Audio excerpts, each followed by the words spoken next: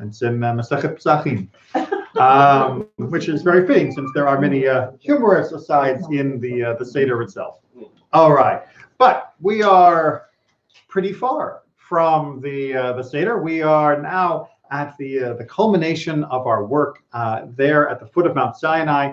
We are in Pekudei, the very end of the book of Exodus, preparing now for putting into practice what we've been working on during the last few weeks, well, the majority of the last few weeks worth of Torah readings. Our section that we're going to discuss is found on page 571. And we're going to be beginning at the bottom of the page in chapter 40, and we're going to start with verse 33. Now, verse 33 is the very end of the last paragraph before the paragraph that wraps onto the next page. So I'm going to give you a little bit of a background just because I wanted to skip some of the sentences that might have seemed a little repetitive, because you may remember that we had the description of what was needed to be built. We had the description of it being built. And now we have a description of Moses putting it all together. So as this is sort of our third time through, might not exactly seem as lively to cover all of the construction, but it makes it very clear that Moses is now assembling the Mishkan, putting together all of the pieces of the tabernacle into not only the tent, but also the arrangement of all of the pieces inside the tent and around it in the courtyard. Everyone has that image in mind, right? So Moses is there, socket, pull, he's got the IKEA instructions together and how to assemble a Mishkan in 5,000 simple steps. Yeah. And he is just about ready to finish. That's where we're picking up, okay? The camera fades in with him just putting the last pieces together. Good? Good. Would you mind? Verse 33. Verse 33. And he set up the enclosure around the tabernacle and the altar, and put up the screen for the gate of the enclosure. Right, so this is the outermost wall of the area, what really creates the courtyard. Without this, there is just the tent and then empty land around it. Now there's a courtyard around the tent.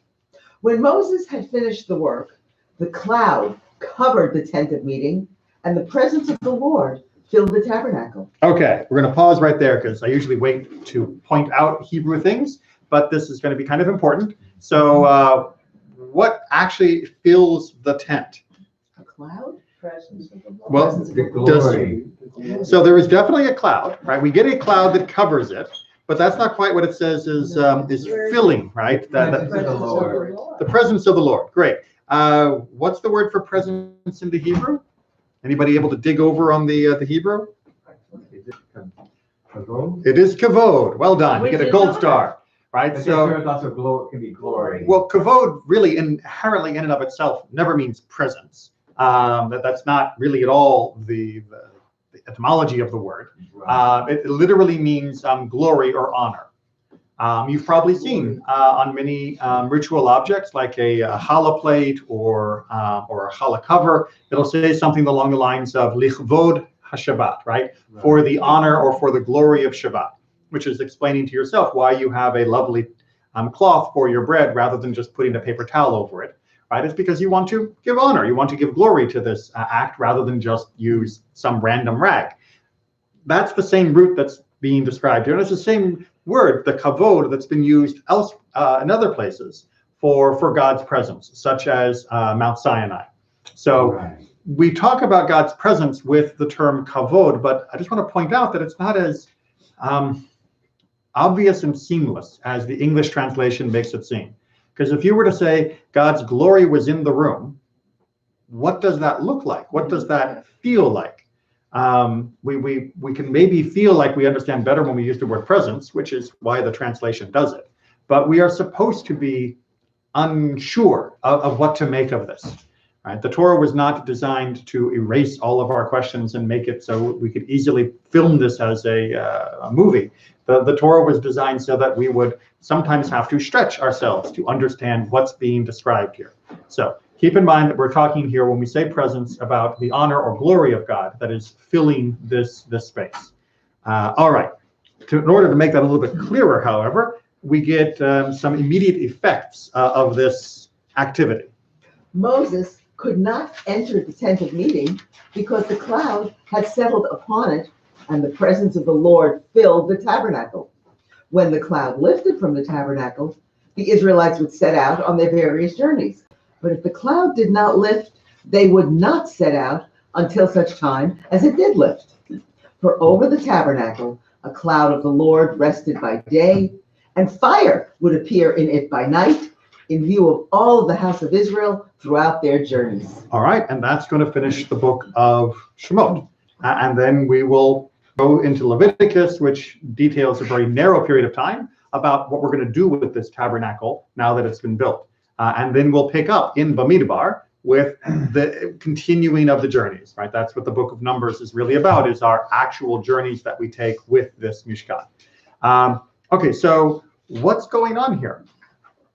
Well, make sure that first of all, we have this idea that there are two things that are happening here. One is we're talking about a cloud, and the other we're going to talk, I'm just going to use the word glory because it's shorter, or kavod, that we have the glory. Both of them are said to be filling the tabernacle, right? Or covering the tabernacle. There seems to be a convergence at this point. Yes. Fire by night. So at night, what they're saying is, pardon my sketch, right? That is the Mishkan from the outside. But they're saying, we got multiple colors here, is that there seems to be some sort of cloud that is around it. And from inside the cloud, you can see fire at night. It's almost like the cloud is lit up internally during the night, because otherwise, what does a cloud look like at night? Dark. Fire. Dark. Okay. What does the sky look like at night? Dark. Dark. Could you see a cloud at night? No. No, well, So- you block out stars. But this is a ground level cloud, right? Yeah. So if the cloud is the symbol of God's presence, then in order for God's presence to be known that it is there, then the cloud has to be lit up at night.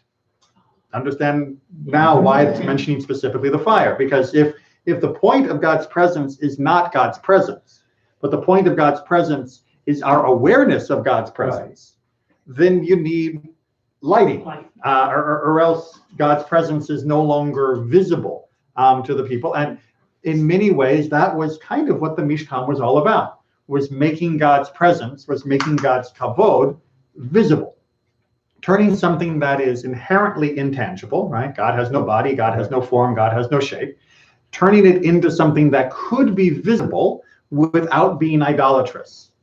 That was the connection here. And the way they're doing this with the cloud, the way the Torah is describing this, is actually very similar to if you were to travel to England.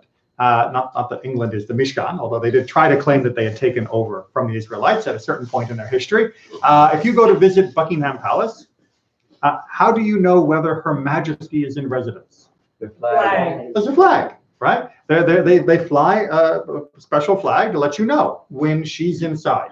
Just staring at the building, you can't see her, right? And I would dare to say that we can't feel Her Majesty through the walls, right? Her majestic presence does not emanate out of the palace in order to make us feel her there. But the flag up lets you know that she is there. The cloud was the flag, the presence, the glory. Well, that's something else. So this seems to be that what's being described here in the final section is about making God's presence visible, an awareness to the rest of the congregation, so that the actual glory of God, which is not visible, is being announced by this cloud flag, if you will. Does that work? Maybe? Okay. But we still have one question, which is,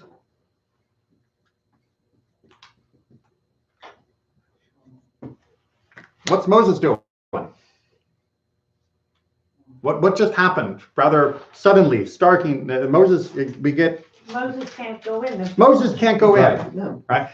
Anytime Moses can't do something, that's a big deal, right? That's the giant weight. What's the author trying to tell me here, right? Moses can't go into the land of Israel, and there have been entire books written about why he can't go into the land of Israel. Moses says, I can't speak before Pharaoh. And we get this very long discussion about how he could or couldn't, and whether he was really himself or whether he actually had a speech impediment, psychological, all sorts of other issues. Now Moses is being told he can't go into the Mishkan. Why not? Right? I mean, hasn't he been with God before? Right? I mean, this is not like their first date. Panim Panim. He's actually seen God face to face. Yeah, remember, this is post Mount Sinai pinnacle moment. And so that's kind of what we want to work on for at least the start of our discussion. And with that in mind, thank you to those who helped staple the handouts. If I could get a copy, that would be helpful too. Just pass them around and I'll pick it up on whichever side gets to me first. It's not a race. So Not a is race. it that was absolutely remarkable. That's it. So because the presence was there. Thank you. So Moses couldn't go in because of the presence, Well, that's what it seems to suggest. Or or because of the cloud? Or is it because the cloud represents the presence, and therefore because of the presence there is the cloud, but it's the cloud as the visible sign that's telling the people that even Moses can't go in? But what's the point of having the Mishkan if you can't go in when God's home? Right? I mean, is the Mishkan only usable when God's on vacation? You know, like you could go into Buckingham Palace as long as the Queen's not home, but I don't want to just see the palace. I want to see the Queen. It is confusing. And it's especially confusing given what we know about Moses' relationship to God that we've seen in the previous chapters. Moses had a close relationship with God. Closer than any other human. But he is not God. Right. But he is certainly not God is God. still God, and this lets you know, don't get like familiar. your ego going just because you were to Mount Sinai and Yeah, and God you know, is God is awesome. still hierarchy yeah. over all people. Absolutely. That Moses, probably he doesn't need the reminder because we know that he is a very humble person, but perhaps the rest of the nation needs a little bit of a reminder. You may remember when we talked about the golden calf incident, that there are some commentators who say the biggest flaw of that was that the people had begun to think of Moses as the one who had done everything. And therefore, when Moses disappeared from their sight, they panicked, right? Not because they still knew God was around, but Moses was their focus point, and therefore they were looking for him. And this may be an intent to shift the focus point so that Moses is in his proper place, which is still at the top of the rest of us, but still way below, God, which is only fitting. All right, with that in mind, though, we're going to try and deal with this paradox of who's allowed to go where. So we're on the page at the top where it says, and Moses was unable. And Moses was unable to enter the tent of meeting. In Numbers, chapter 7, verse 89, we are told of Moses entering the tent of meeting in order to speak with God. There appears to be some contradiction here. Which is always the subtle way of our commentators of saying, wait a minute, we got two verses and they seem to not work, right? If Moses enters the tent in order to talk with God, then presumably God is still home when Moses goes in. But if Moses can't enter the tent when the cloud is there, which symbolizes God's presence, God's glory, then what's going on, right? If he's not allowed to go in when God's there, then presumably when God is absent, he can. But if he goes in when God's not there, then why is it being said that he goes into the tent to talk to God? That there seems to be a contradiction here, right? And rather than just simply explaining it by saying, oh, those were written by two different authors, which is the standard explanation of many academics, our commentary comes up with a much more harmonious explanation, in my opinion. And Nachmanides writes, according to the plain meaning of the text, we must understand the words in Numbers, Moses entering, not as Moses actually having entered the tent, but that he heard the voice of God emanating from the Holy of Holies. And on account of that, he did not cross the threshold of the tabernacle. All right, so Rambam's opinion is he doesn't enter to talk to God. Instead, God talks to him from within, but Moses stays outside. Right, so he enters the vicinity of the Mishkan in order to engage with God for understanding, but he doesn't cross the threshold because that would not be permissible while the cloud is in residence, right? So that's Ramban's explanation, Nachmanides. However, An alternate explanation of the two verses is that the meaning of the words in our verse is simply that Moses could not enter the tent of meeting without obtaining express permission from God to do so. Upon being invited, he would enter the tent, just as he had been invited to ascend Mount Sinai at the time of the revelation, and had not proceeded without being called upon to do so. right? So alternative explanation from our tradition is no contradiction, because Moses does enter, but he doesn't get to choose when he enters, right? He only gets to come in when invited. With the holiday of Purim coming up, this may remind you of the scene in the Megillat Esther, where you're only allowed to go talk to the king if the king summons you, right? You don't just walk into the king's chamber unannounced. That's a really good way to get dead. And so too in this model, the idea is that Moses couldn't enter by his own initiative, unlike the moment before he finished when it was still an unfinished building.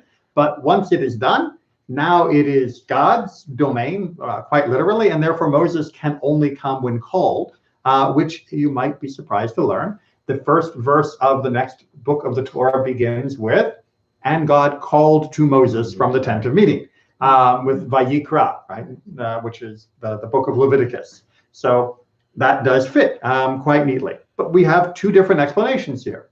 One, that the cloud really does become a permanent barrier, and the other, that the cloud is a sign that God is going to only accept people by invitation, right? Invitation only for entrance. We don't have a resolution, but at least we have two possibilities. Anybody ready to jump on which possibility they like yet, or should we see if we have any more ideas? The last. You like the last one, invitation only. Yeah, I mean, it's kind of, because there's a prophetic moment that happens. So This is tied in with the gift of prophecy, that's not when you want it. which also works in very All the nice prophets, ways. we see that, it comes when God is ready to say, I've got something to say. Especially since many prophets would rather have not been called. Right. I'm looking at you, Jonah. But doesn't that still leave us open to a problem, which is if Moses can only enter the tent of meeting to talk to God when God calls him, well, why does he need to enter the tent of meeting to talk to God? If God can call him outside of the tent of meeting, Which he's already done. right? Why not call him outside the tent of meeting for the whole conversation? Right? It's like, it'd be like saying, I want you to be in your apartment. I'm going to call you in 5 minutes. But you've got me on the phone now. Can't we talk? Because the people will see it. And that was part of the issue with the golden calf. The people just needed that constant encouragement and reminder and comfort to know God is with us. So people want God's presence, but they don't actually want the interaction. Right. That is an interpretation, yes. So this is, But they said they. They did say they were rather afraid when that whole Ten Commandments thing was happening. Yes. don't speak to us again. And when you're in a new situation, especially one that just had a big commotion, you're hesitant. Now, what exactly are the rules? Because this is different than the Ten Commandments. This is different than the golden calf. Mhm. This is a whole other different structure than we ever knew in Egypt. So what are the exact rules of where we can go and when can we go? It's rough, exactly. All right, so let's get So if I to want to have a personal relationship with God, if I want to be praying to him, wait a minute, I'm not allowed to talk to God over there, and he's not any place else, he's only there. God is every place. okay. Right. Right, so we get this whole idea of, okay, fine, the cloud may be a symbol for people, but isn't God's glory, God's kavod everywhere? Right. Right, out on the street and up on a tree at the bottom of the ocean. I mean, God's God everywhere. It's not like God is more godly when he's sitting inside here than elsewhere, because God doesn't have a location, right? Again, there's no GPS coordinates for God. So yeah, the whole idea of the Mishkan or of a localized moment for communication still seems problematic. Yeah. So good, we're getting somewhere. Let's do to help us try to untangle some of this. No problem resolution. It seems strange that the cloud prevented Moses from entering the tent, seeing that the Torah had told us in Exodus that Moses went inside the cloud, etc., on Mount Sinai. So even more so than what we hear from the book of Numbers, where it says in the tent, we know that Moses has gone into a cloud before, right? We know that he went in with God's glory, which was on Mount Sinai. So out here, why is Moses not able to go in? But he gives an answer that should sound familiar. The difference is clear. In Parshat Mishpatim, Moses entered the cloud after God had summoned him.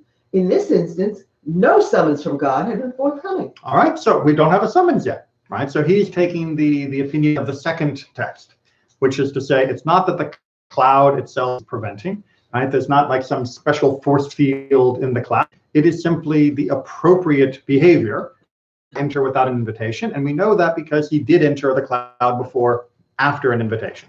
Make sense? Okay. Sifra, an older layer of Midrash.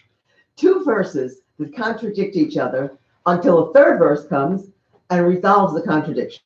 All right, so that is a general hermeneutical principle. I just like to use the word hermeneutical. I don't get to say it enough in conversation. Yeah. So basically, there are rules for how do we interpret the Torah. That you can't just say, as Martin Luther attempted to, that every person can interpret the Bible as they want and that the Holy Spirit will guide them.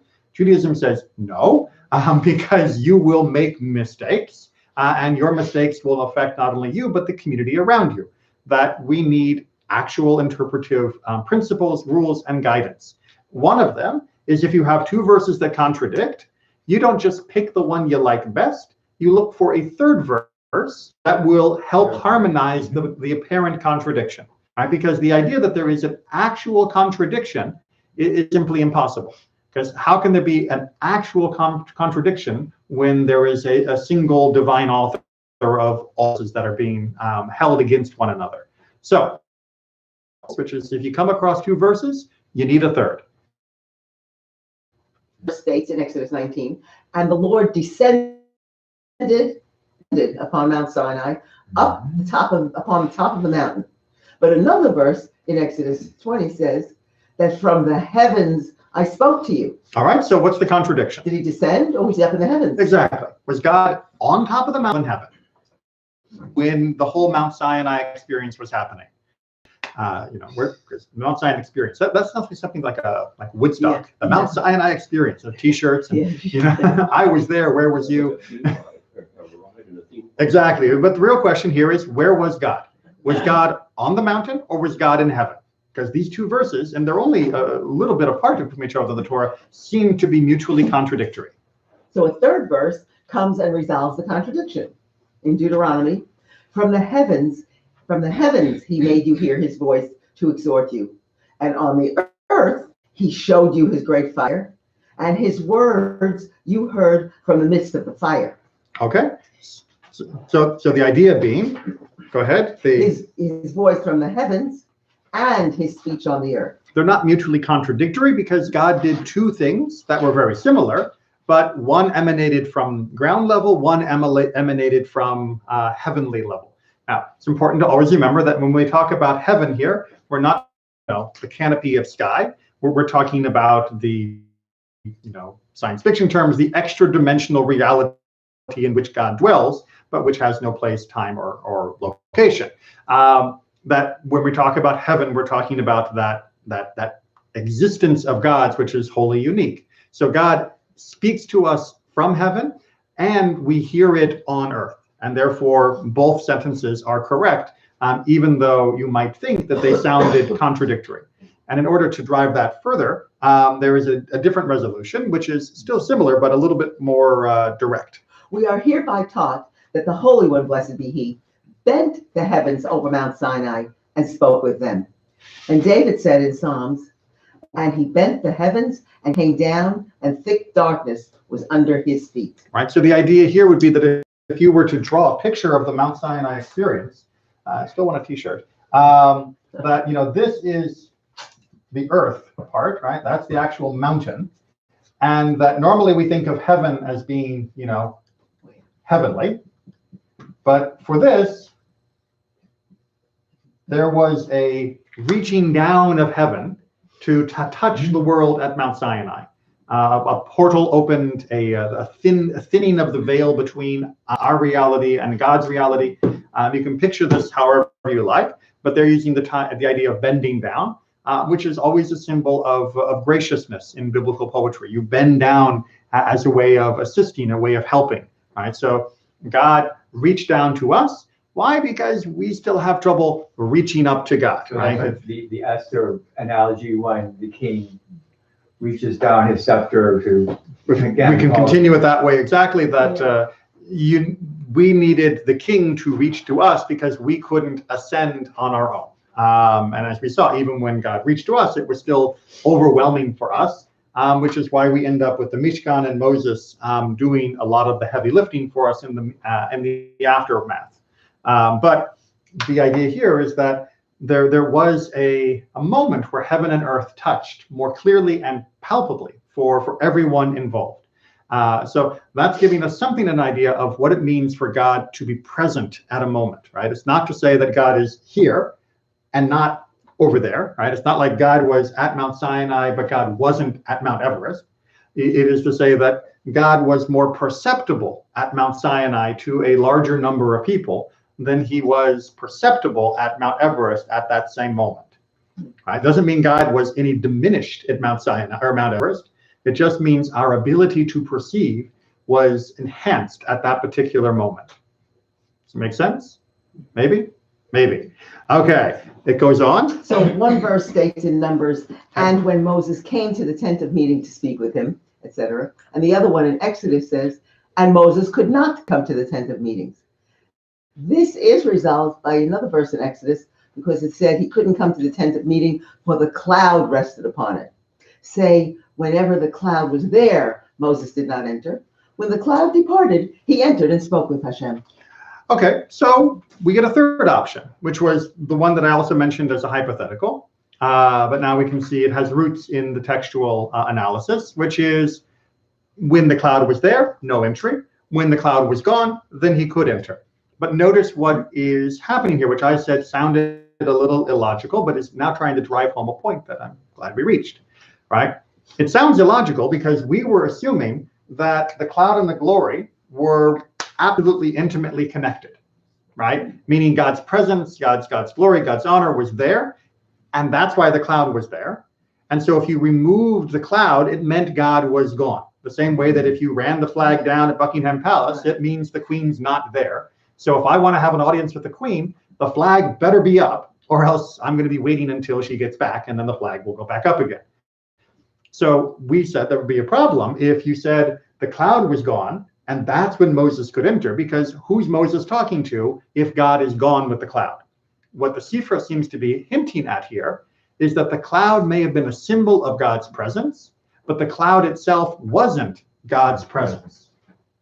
Right? The cloud may be the flag on the top of the palace, but that doesn't mean that with the flag gone, the Queen can't still be there. For whatever reason, they ran the flag down, but she's still sitting on her throne. And so too, when Moses was talking to God, the cloud may have departed, but that didn't mean that God was any less approachable in that. Make sense? Right? Again, trying to drive a wedge between the notion that cloud and glory, or God and the symbol of God, are somehow physically linked, right? One of them is just, if you will, special effects, because God himself has no physical manifestation, and therefore the cloud itself isn't God. It is just a symbol of God's presence. Good? Okay. Now we are going to take our little detour into the Book of Kings. You all remember, I'm sure, that eventually the Mishkan is replaced. It gets replaced by the temple being a large stone building that was made by King Solomon, having been prepared by King David. Everybody have a good basic understanding, memory of that particular historical sequence?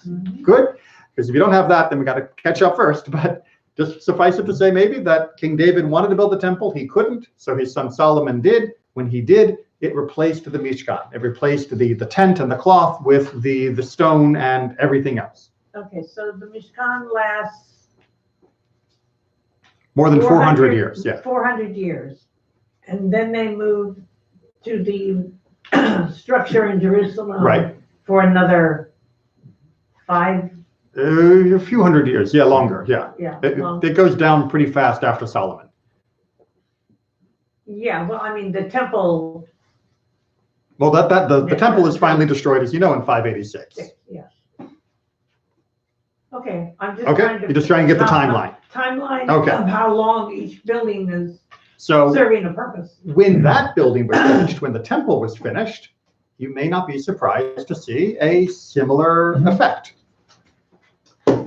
When the priests came out of the sanctuary, for the cloud had filled the house of the Lord, and the priests were not able to remain and perform the service because of the cloud, for the presence of the Lord filled the house of the Lord. Then Solomon declared, "The Lord has chosen to abide in a thick cloud. I have now built for you a stately house, a place where you may dwell forever." All right, so Solomon is saying, look what's happening, right? God is coming to this place the same way that God came to the Mishkan. And Solomon would have known the Pekudei, he would have known the Torah. He knew a lot of stuff.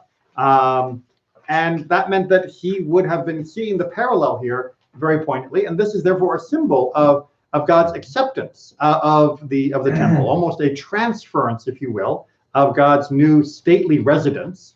Again, not trying to say that God actually physically dwells there, although there are some people who get confused about that later on. But let's go ahead and continue with the festivities. Then, with the whole congregation of Israel standing, the king faced about and blessed the whole congregation of Israel. He said, "Praised be the Lord, the God of Israel, who has fulfilled with deeds the promises he made to my father David." Then Solomon stood before the altar of the Lord in the presence of the whole community of Israel. He spread the palms of his hands toward heaven and said, "O Lord God of Israel, in the heavens above and on the earth below, there is no God like you, who keep your gracious covenant with your servants when they walk before you in wholehearted devotion." All right, so he is standing before God, and he is praising God for continuing to fulfill his promise to the nation of Israel, and in particular to the house of David, which Solomon is the next generation of. And this is rather important. But notice the heavens and earth below, right? He is, again, calling on this sort of nexus moment here of the heavens and earth touching at this new place, at this new building. However, he does ask the question we've all been wanting to know.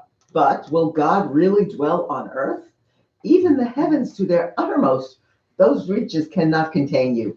How much less this house that I have built? Right, so excellent, grade A for Solomon, right? Because in all of what would eventually become some of his own hubris and pride, he doesn't make the mistake of thinking that this temple, which was absolutely glorious by the description of it, is a fitting receptacle for God, right? God can't fit in here any more than God can fit in the heavens, right? God can't fit anywhere because God is not a physical thing.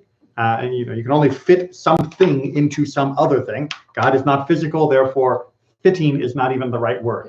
So therefore the house can't be seen as containing God. It's not as though there's God filling up the box. Make sense?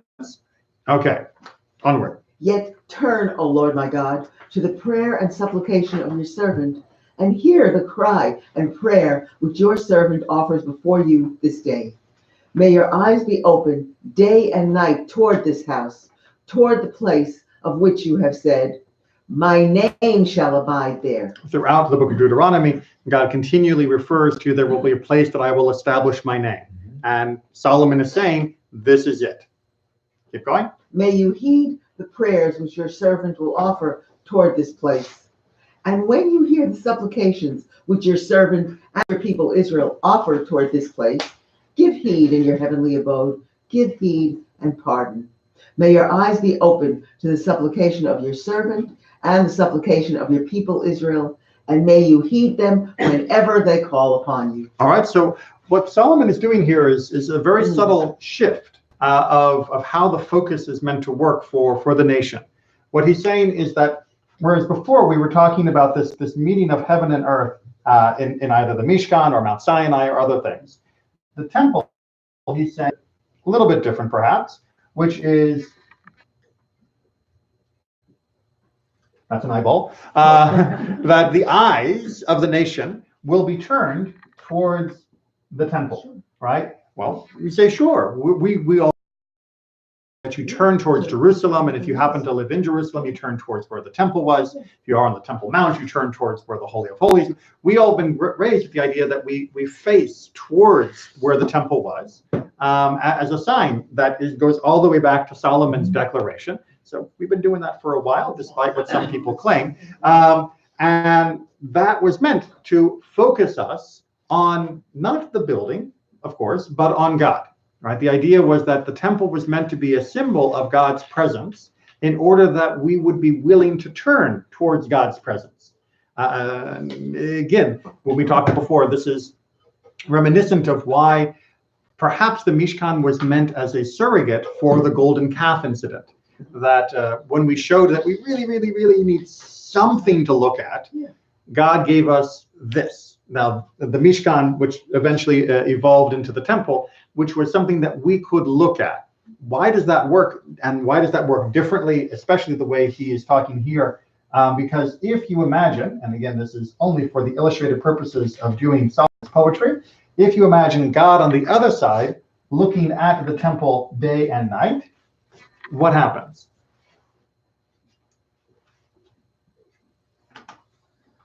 Oh. If both are looking at the same thing, one from this side, one from that side, then you end up looking at each other. Right? If I stand in the middle of the room and I hold up the pen and I say, look at the pen, you will be looking at them, not just the pen, and vice versa. So by using the temple as a symbol of the relationship between us and God, Solomon is trying to teach us that this is meant to point us towards God and God towards us, not both of us towards brick and mortar. Your question? I think also part of it is our minds are limited. Oh, yes. We cannot possibly imagine God in infinite heavens. It would be like nothing. I think that's why many people came to idol worship. You need something to focus on. So this is something holy for us to focus on without making it into an idol. Without making it something that would be obstructing our view of God. Yeah. Unfortunately, we know later on, especially from the prophet Jeremiah, the temple does end up doing exactly that, where people end up thinking the temple is some sort of magic talisman. But that wasn't the point any more than the point of the Mishkan. And the fact that a symbol can be subverted doesn't mean the symbol is bad. It just means we're a little wishy-washy, to be polite. All right, Solomon goes on. When Solomon finished offering to the Lord all his prayer and supplication, he rose from where he had been kneeling in front of the altar of the Lord, his hands spread out toward heaven. He stood and in a loud voice blessed the whole congregation of Israel. Praise be the Lord who has granted a haven to his people Israel, just as he promised. Not a single word has failed of all the gracious promises that he made through his servant Moses. May the Lord our God be with us as he was with our fathers. May he never abandon or forsake us. May he incline our hearts to him that we may walk in all his ways and keep the commandments, the laws, and the rules which he enjoined upon our fathers. And may these words of mine, which I have offered in supplication before the Lord, be close to the Lord our God day and night, that he may provide for his servant and for his people Israel, according to each day's needs, to the end that all the peoples of the earth may know that the Lord alone is God, there is no other. And may you be wholehearted with the Lord our God, to walk in his ways and keep his commandments, even as now. All right, so you'll notice that even though he does, in part that I had to put in the ellipse, talk about our making mistakes, and that the temple would be a place where we would come when we made mistakes in order to reconcile. The ultimate goal here is that we we still follow the commandments, right? It's not, oh, we've got the temple, so I don't have to do anything else. It's we have the temple and that's great, and we still have to do everything else, like not murder, not steal, and all those other things that we might otherwise think might be fun. So you never know. So what he's trying to do here is say that the temple is not a replacement for the covenant. The temple is the symbol of the covenant, and it is meant to inspire us to keep the commandments, not meant to remove our need to keep the commandments. But he also throws in this interesting line about the nations of the world. Anyone catch that as we went through? Yeah. All right. So what's he trying to add here? I mean, this is our temple, right? Not the nations of the world's temple. But God is the God of all of the world and all the nations. And because the one thing you skip over here is when foreigners turn to your house and offer their prayers, may you hear in heaven and grant their petitions. Right. The temple is also supposed to be a place that the rest of the nation can have a connection to and can reach out towards.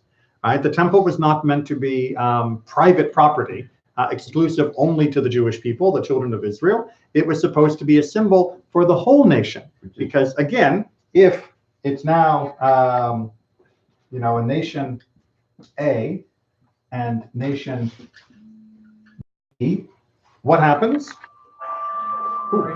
We have nations also seeing each other, right? When we recognize each other, each praying towards the same God, then we also recognize each other as being godly and therefore, hopefully, not antagonistic towards one another. So this was meant to be a unifying force. It's okay. It's just going on and on. And I'm stuck in the chair.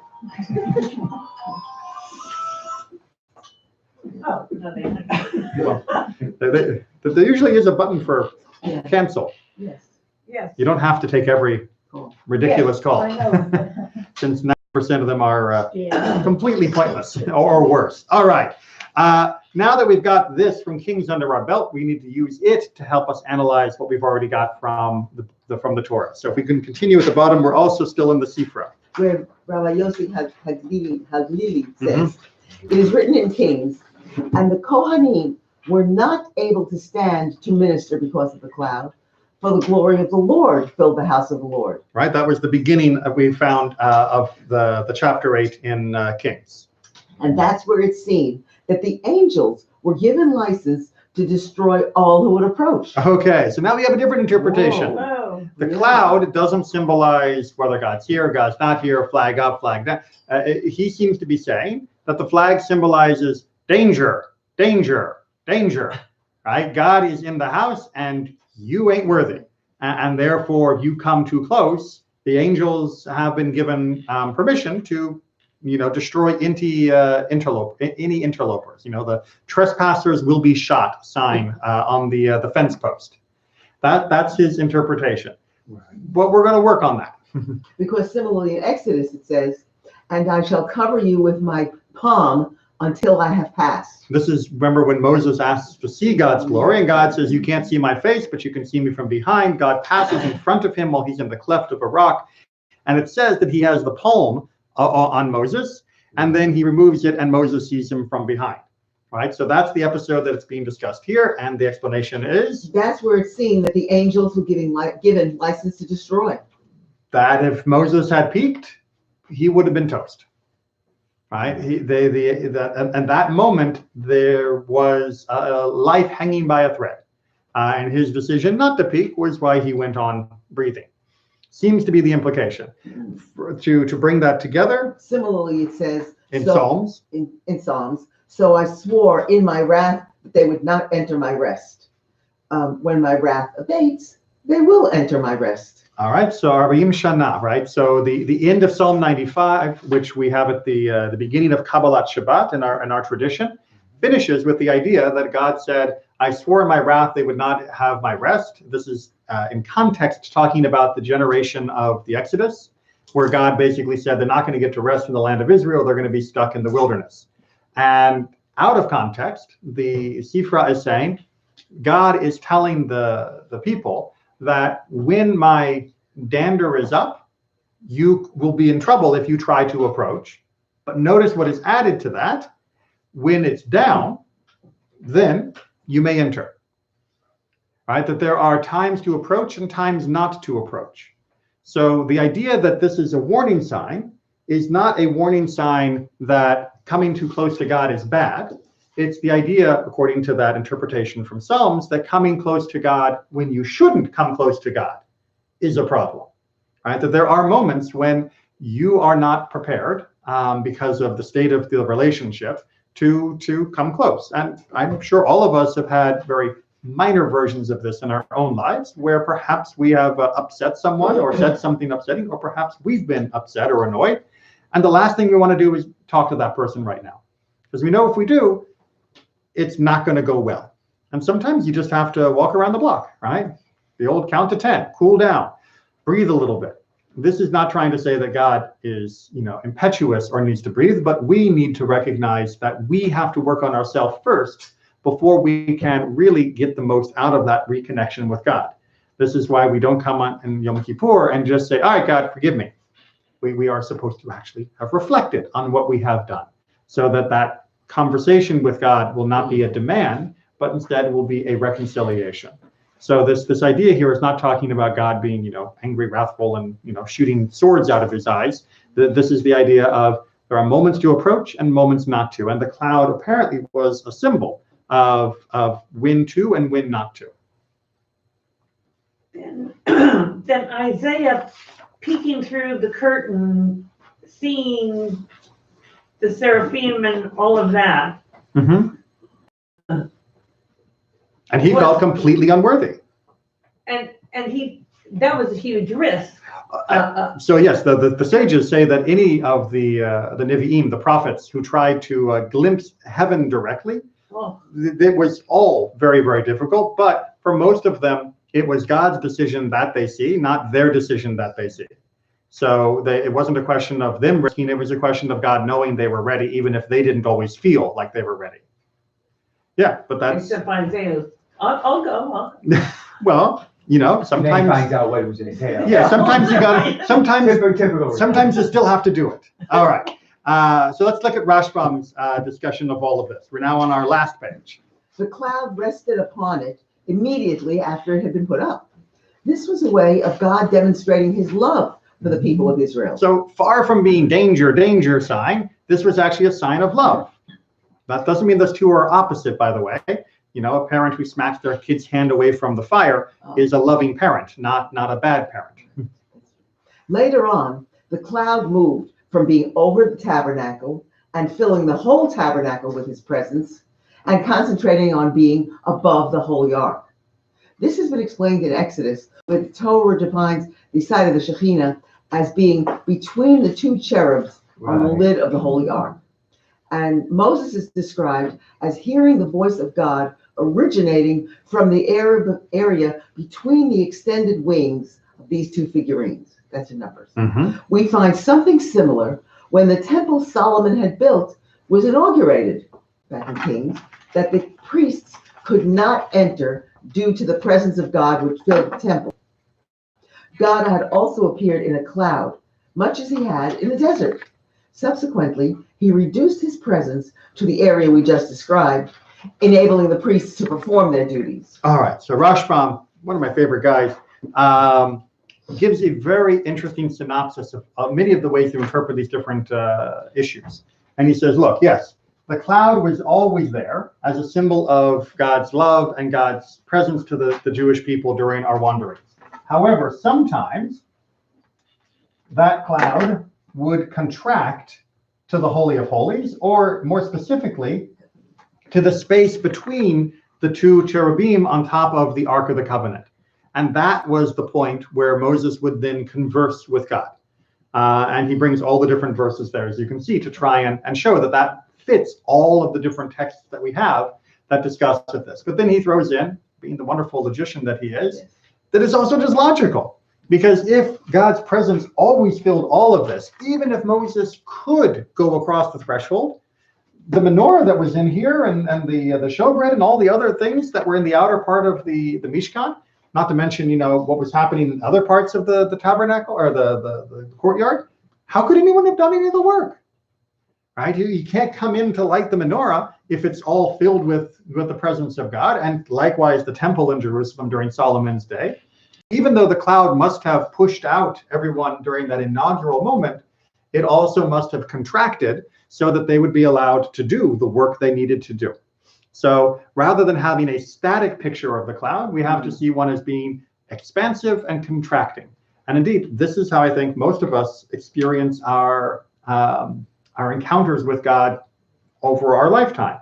There are moments where it seems there is an expansive feeling of God's presence in our life, and there are other moments where we're doing other stuff and we're not exactly being filled with that feeling of God's presence. It ebbs and flows depending upon what we are doing and what's going on around us. And that's perfectly normal and perfectly natural, because we have things we need to do that if we were in a constant state of overwhelmed awe of God's presence, it would be hard to do. Like, don't drive while you're in that ecstatic sense of being in God's presence. So this model that Rashbam gives us is very nice. The other reason I brought this quote is because he talks about his granddad in it, which I just think is really touching. Continue? Sorry. Yes, okay. Anyone who pays careful attention to the words of our Creator will not depart in his exegesis from that of my grandfather, Rabbi Shlomo Rashi. Most of the laws of the Torah, which have been attributed through exegesis as being derived from the text of the written Torah, are very close to the plain meaning of the written text. The basic approach to his exegesis was to derive meanings from superfluous words or letters, or from missing words or letters in the text of the written Torah. It would be well if you also accepted what I have explained, and you would do well not to ignore it. Right. So he's basically saying, my granddad, he knew that most of the Torah was self-explanatory, at least in the basic form, right? Don't murder was pretty clear. But he would also derive additional meaning based off our tradition of our sages from the seemingly superfluous words, seemingly extra or extraneous letters and places. Indeed, this is why there's a whole series of books out there called What's Bothering Rashi, which is basically, why did Rashi choose to comment here rather than there? And it's a very interesting way to look at it, is that any commentator's task has to be narrowed down. You can't write a full explanation of every single word or every single passage in the Torah, or else it would be 900 times longer than the original book. So instead, you have to explain for a particular purpose. And Rashi's purpose was to explain the additional bonus information contained in extra words or extra letters, seemingly extra words and letters, that we might otherwise miss. But we have to be attuned to why he chose to fill us in on that particular point. And then leave other commentators to handle other topics that were not his primary focus. Make sense? It's just, I think, very sweet that he's talking about his granddad. All right. Now, with all of Solomon going and everything we've got Shnei Luchot HaBrit to try and give us a little bit of a feel for what all of this can mean. When Solomon completed his prayer, fire descended from heaven and consumed the total offering and the meal offerings. The glory of God filled the house. All right, so that's from Chronicles, which is a parallel account to what we had in the book of Kings. It was then that the relationship between God and earth, that is with man, was restored to the level prior to Adam's sin. The conduits from heaven poured their blessings on mankind via the holy temple. This is the true meaning of Psalms, like the dew of Hermon that falls upon the mountains of Zion. There the Lord ordained blessing, everlasting life. It's also written in Psalms 50, from Zion, perfect in beauty, God appeared. All right, so this idea of the temple as being a fountain that is bringing blessing, which is almost always symbolized through some water metaphor in biblical poetry, to the world is a very powerful one. That the temple was meant to be this tikkun, a repair of the breach between us and God, of the breach spiritually that we have between us and God when we chose to go our own way. And yes, that was essential for becoming human, but now we have to also choose to return. And that's what the temple is symbolizing. But this blessing metaphor, he's going to push even further. The temple was the focus where all God's blessings were first received. Thence, they were distributed to the 70 nations of the world, corresponding to the 70 princes in the celestial regions. All right, so according to Jewish mysticism, there's an idea that every nation of the world has its own advocate, its own heavenly prince, its own angel, we might say, and that this temple is now the center where all of God's blessing goes into the world and is then distributed throughout all the other nations. Now, I know there are more than 70 actual like members of the UN. The number 70 is an archetypical number, simply meaning all of humanity. In the Torah service, when it, out of Jerusalem comes, Mhm. this is what comes to my mind is this. But it's a little different, right? So in the Torah service, it says, Ki mitzion tetzei Torah. Out of Zion goes forth the Torah, right? But what this is talking about is not just Torah, but about bracha, about blessing, right? That all the goodness that can go into the world is flowing out of this point, because that's what God ultimately wants, right? God wants good for the whole world, for the entire family of nations of the humankind.